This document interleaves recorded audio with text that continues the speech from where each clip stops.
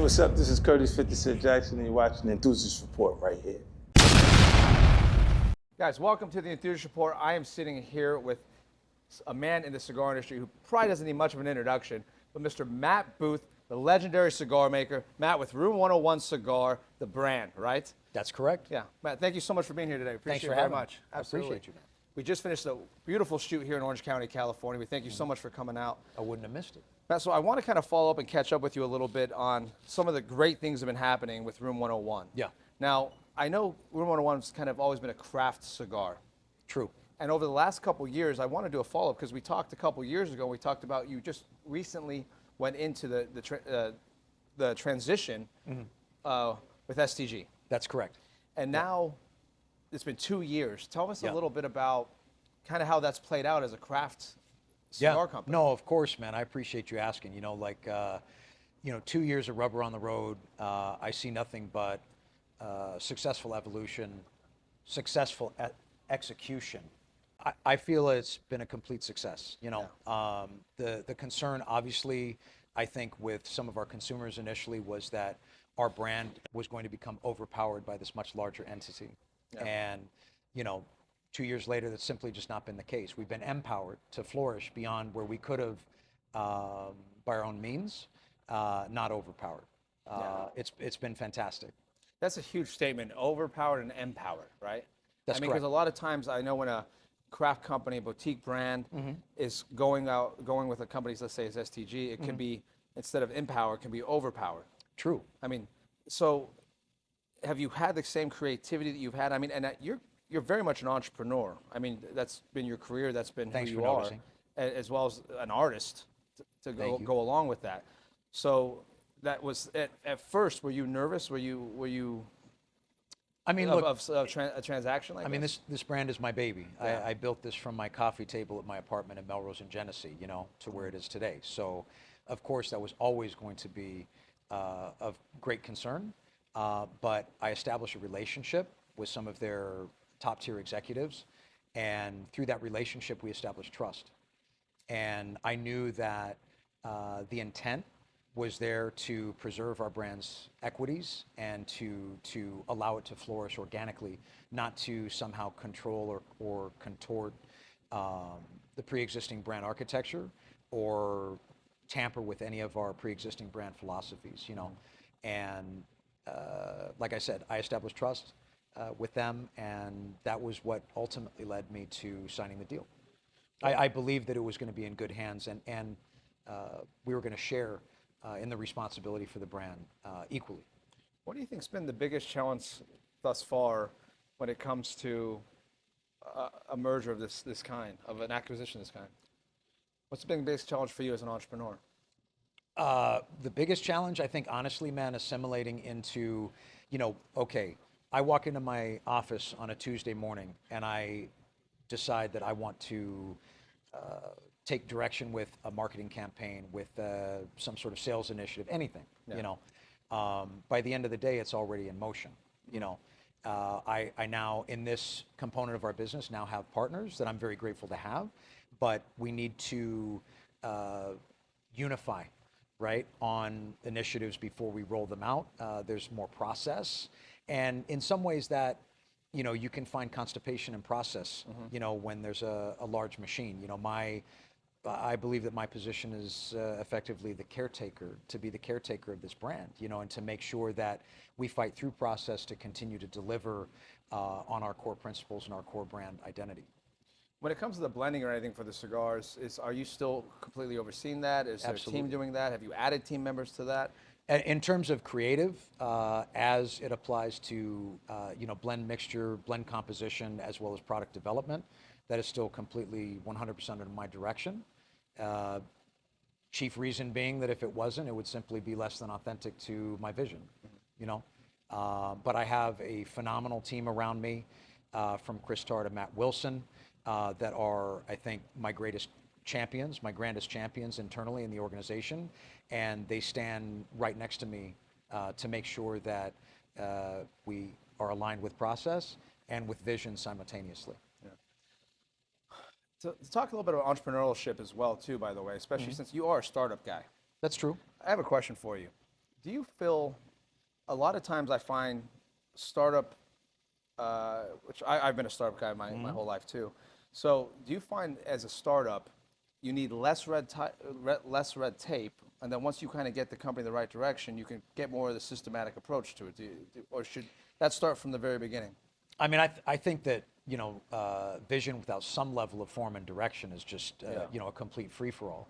But there are so many components of the entrepreneurial fight that is free-for-all. So it's finding your own personal, tailor-made balance of those two dynamics, in my opinion. Yeah, because I've always found in startups that if you have too much red tape, it's hard not only to be creative, but it's also hard to if there's too much red tape, you can't move quick enough, right? True.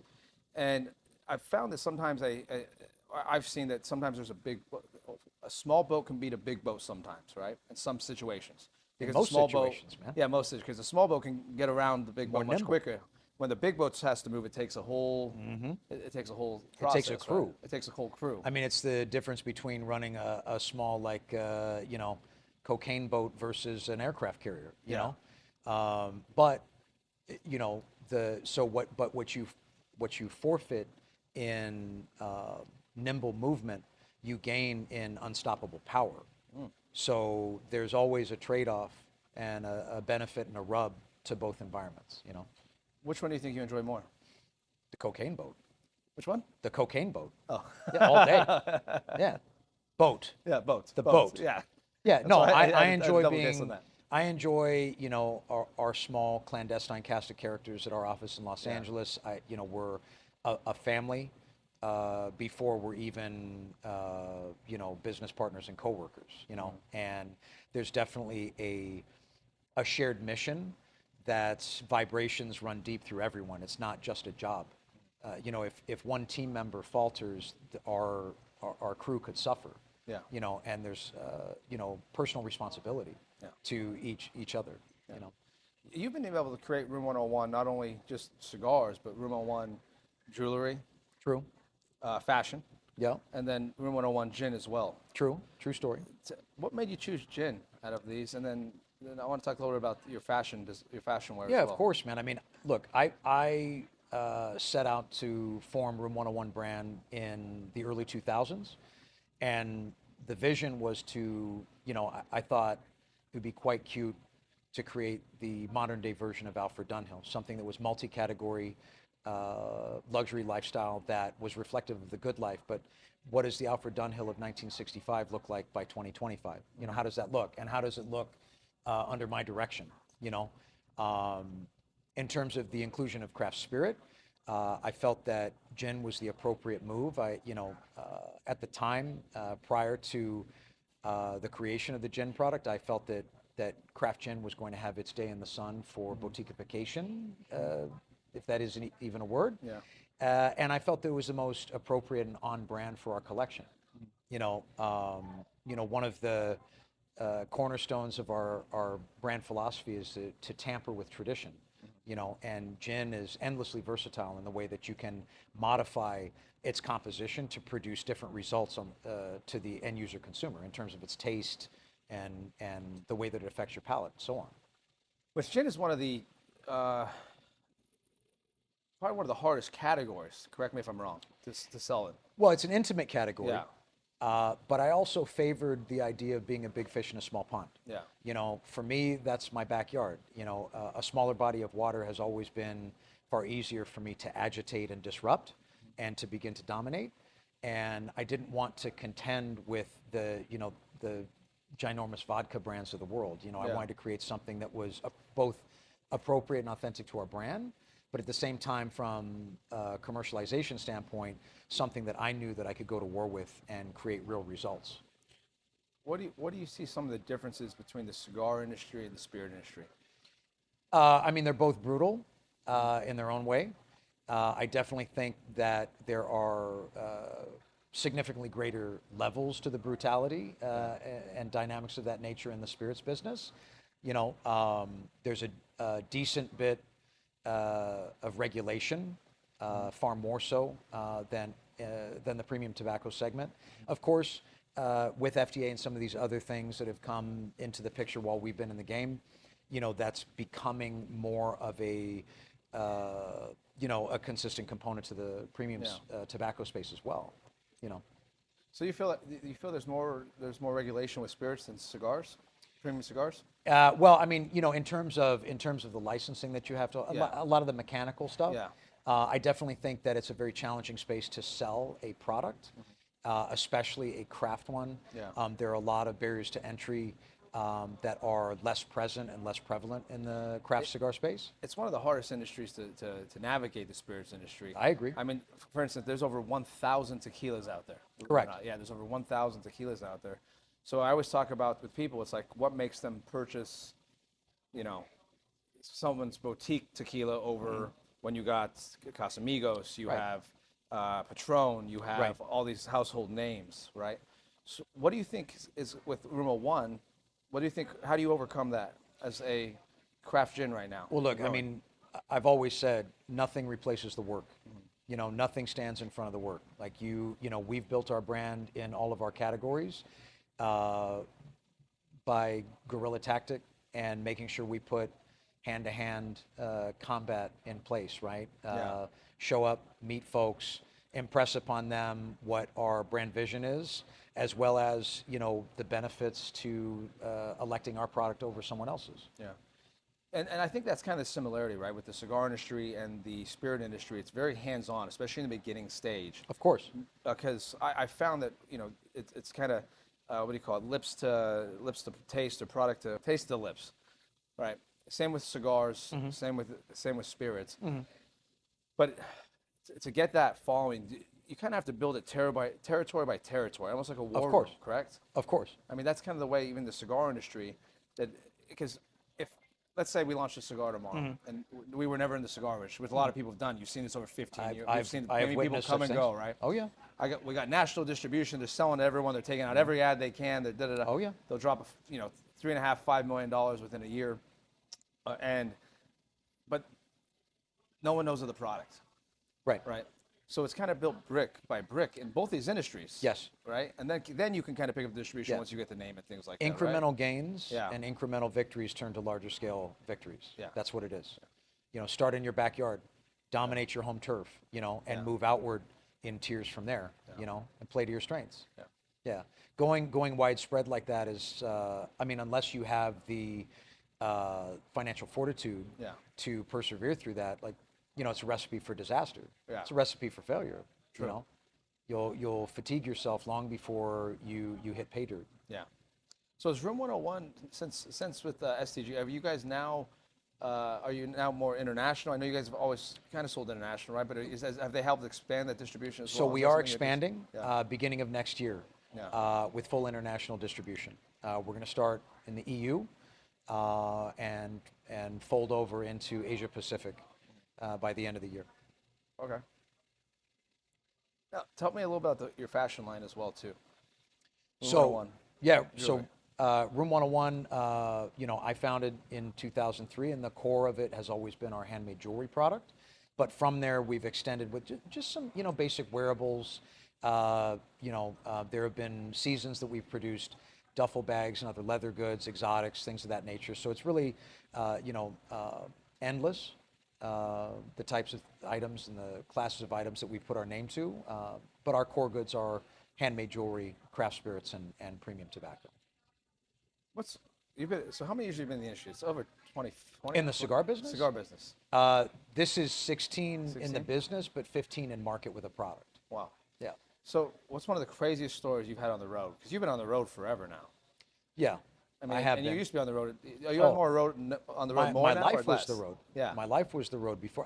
I still travel a very decent amount, but the purpose is now different.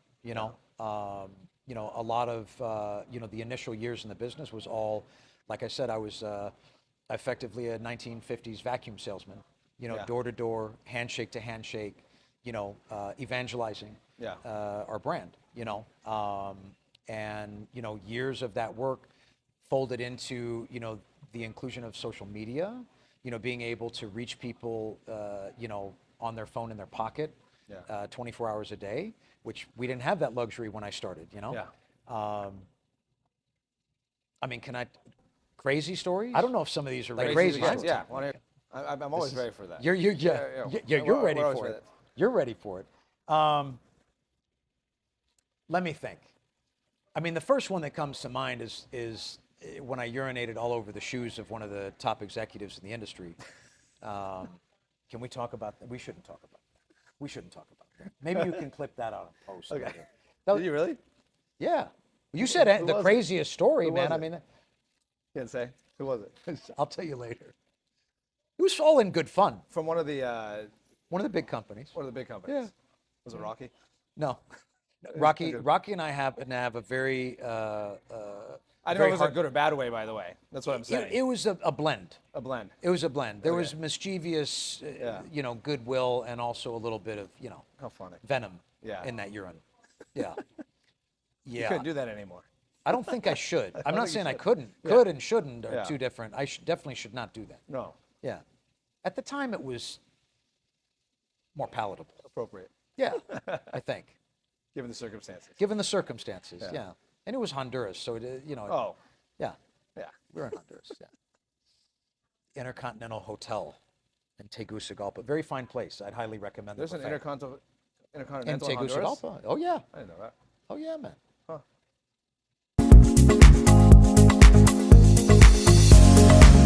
Fuck, man. I'm on the spot with this. I mean, my crazy stories are there's a bit of insanity to my stories, so I'm course. trying to temper this with like what Yeah. will actually make the production, Yeah. because I don't think that other one will. Hopefully. Well, fuck it, whatever. But fine. I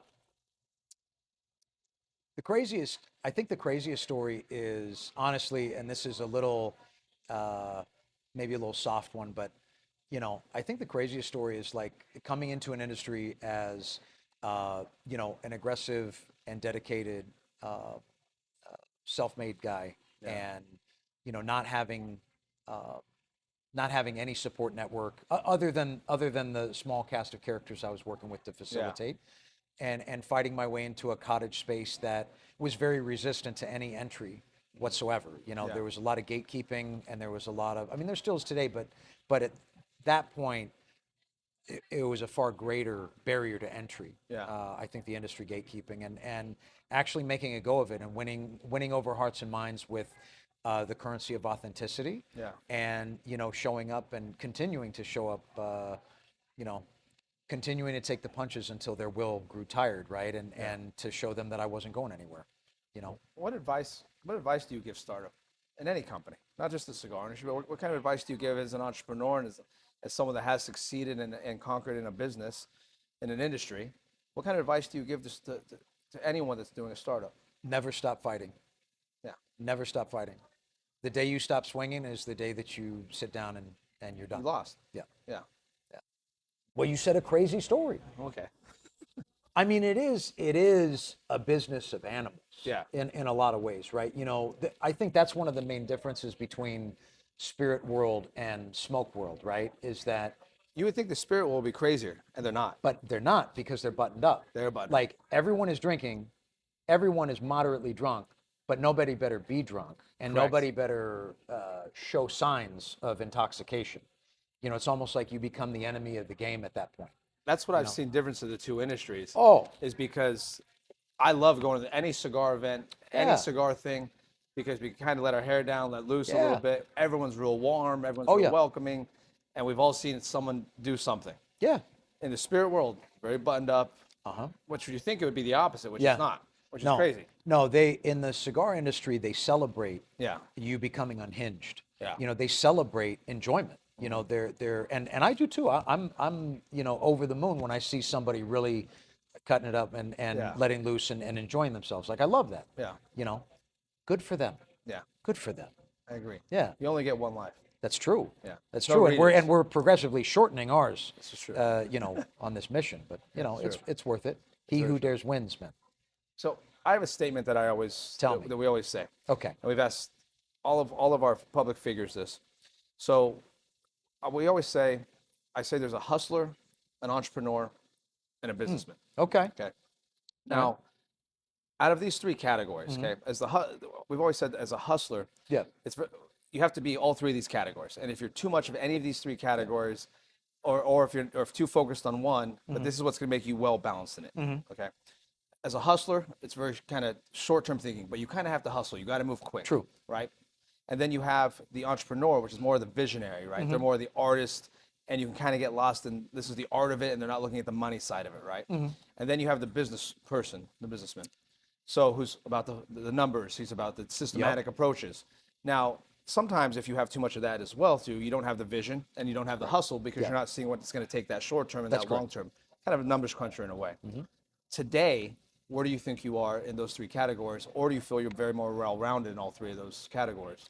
You know, going through the discovery process with STG and preparing for the sale of our business, I was never a more effective operator, and I felt that was, in effect, the next level of my Jedi training as a businessman. Yeah. I'll never leave the hustler behind, and the entrepreneur will always be very alive and well within my meat fuselage here. But it's the combination of all three that I think is the true recipe for success. I completely agree with you, and I'm working my hardest to make sure that I'm an equally blended and balanced version of all three of those. Wonderful. Yeah. Do you feel with STG you're starting to get more education even on the business as a businessman? I mean, it's definitely been, I've taken a great deal of learnings from the relationship, understanding how to fold into a larger scale organization and not only survive but thrive. I think that it for a lot of people, especially entrepreneurs, they can find themselves feeling overwhelmed, like they're in a state of kicking their feet to keep their nostrils above the waterline, and to really catch stride, and be able to function efficiently and effectively, but not lose yourself in the process, I think is the recipe for success there. That's where I personally am, but it has, at least I would like to think so. But that has a lot to do with the people that surround me in that organization too. I mean, with Room 101, you've definitely packaged a recipe for success. I mean, the brand itself with the cigars, the spirits, your luxury jewelry as well too, and really that's what that's why we wanted to welcome you for a cover of Enthusiast Report, is because Room 101 is what Enthusiast Report is. It's luxury, it's lifestyle. We have a saying, lifestyle is the dream, luxury is the reward. Okay. And that's really what Room 101 and you, Matt Booth, are of Enthusiast Report. That's the premise of who we are as a brand as well. So we're very honored to have you on this next cover, because you've been an amazing entrepreneur. You have dedicated many hours and years to not only the cigar industry, but the luxury industry as well, with Room 101 Jewelry, with Room 101 Gin. So we're very excited to wrap up this shoot, and we're very excited to have you on there, Matt. And it's an honor to have you on there. And we just congratulations on all the success. Thank you, man. Is there anything you want to add? I mean, I would just say, first of all, the honor is mine. It feels fantastic to be recognized, not just for the output, but for the input that created the output, right? And I think that because of your background and your entrepreneurial nature yourself, with the multiple businesses that you've built over the years, that you look at me and look at our brand through a different lens, through a more trained lens, and you see the effort that comes behind, the input that creates the output, right? And so I'm just grateful, man, and we're just going to keep swinging, and we're proud to have you as a partner, and we're looking forward to the future. Wonderful. Matt, thank you so much for your time. Thank you. Thank you so much for your time. My Appreciate man. it.